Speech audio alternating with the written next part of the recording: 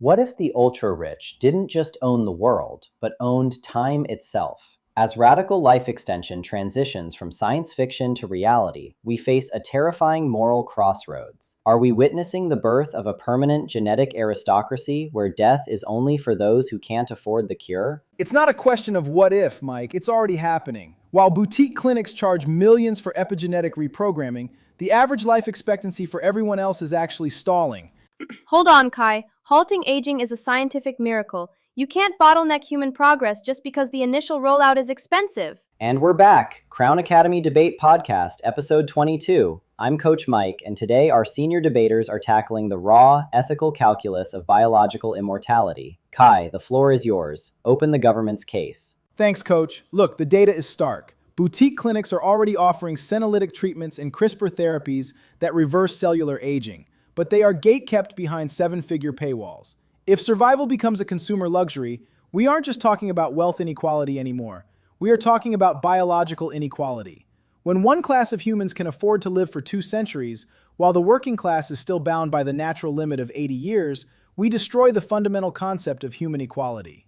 Under a utilitarian framework, maximizing aggregate societal well-being requires us to classify radical longevity as a universal basic human right, and heavily regulate these therapies to ensure equal public distribution. Can I bring some economic reality into this, Coach? By all means, Nova, fire back. Kai, your argument completely ignores how medical innovation actually works. Every single life-saving technology, from penicillin to pacemakers, and even the smartphones we use, started as an incredibly expensive luxury for the ultra-wealthy. It is the high-paying early adopters who fund the research, scale the manufacturing, and ultimately drive the cost down so it can be mass-produced for the general public. If you over-regulate longevity startups or strip away pharmaceutical patents today, you destroy the market incentive to innovate. You won't achieve equity. You will just ensure that nobody gets the cure, and aging remains a universal death sentence. Take a pause, Nova. This isn't like waiting for the price of a smartphone to drop. We are talking about time. If a billionaire lives for 300 years, they don't just accumulate more birthdays. They accumulate wealth, property, and power with compound interest over centuries. A single individual could run a corporation or control a political party for 150 years. The elite will literally outlive their critics, outlive their competition, and permanently solidify their class status.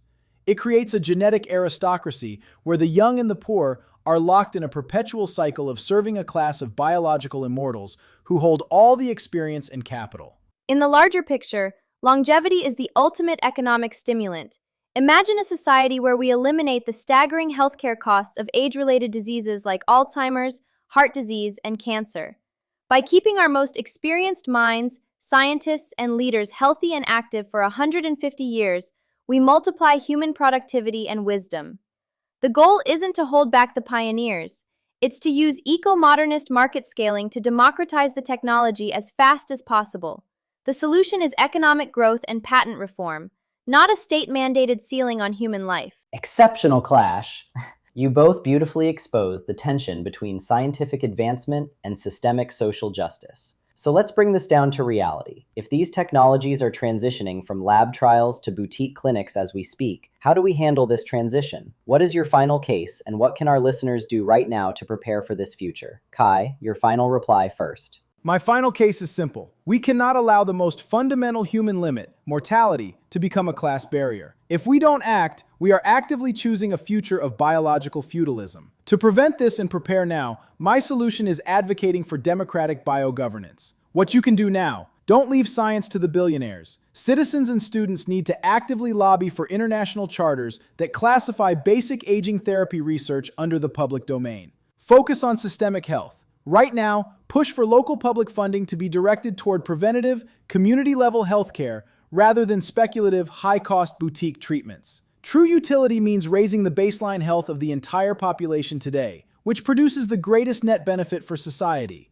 Powerful and protective. Nova, bring us home with your final reply. My final case is that stalling biotechnology out of fear of inequality only guarantees that everyone continues to suffer and die from degenerative diseases. The fastest path to a world where everyone has access to these cures is to let the engine of innovation run and then scale it. To prepare for this future, my solution is democratizing longevity through open source science and personal agency. What you can do now: support and fund patent reform initiatives, open science databases, and biotech nonprofits aimed at creating generic equivalents of longevity drugs. Take charge of your biology today. You don't need $1 million CRISPR treatment to extend your healthy lifespan right now. Invest in evidence-based, free, and accessible longevity habits, consistent sleep hygiene, zone 2 cardio, resistance training, and caloric moderation.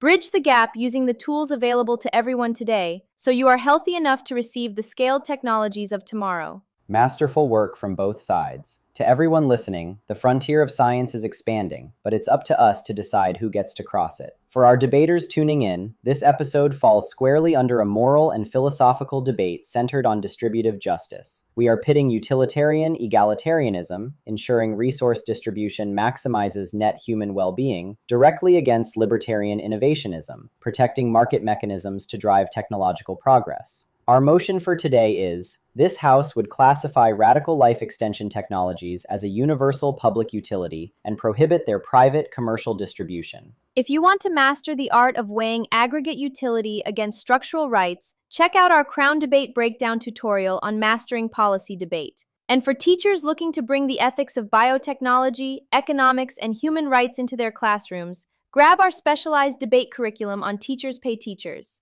Drop your thoughts in the comments below. Ponder this. If immortality was on the market, would you trust the state to distribute it or the free market to scale it? Until next time, keep analyzing, keep debating, and keep crowning your arguments with truth. Catch you on the next episode.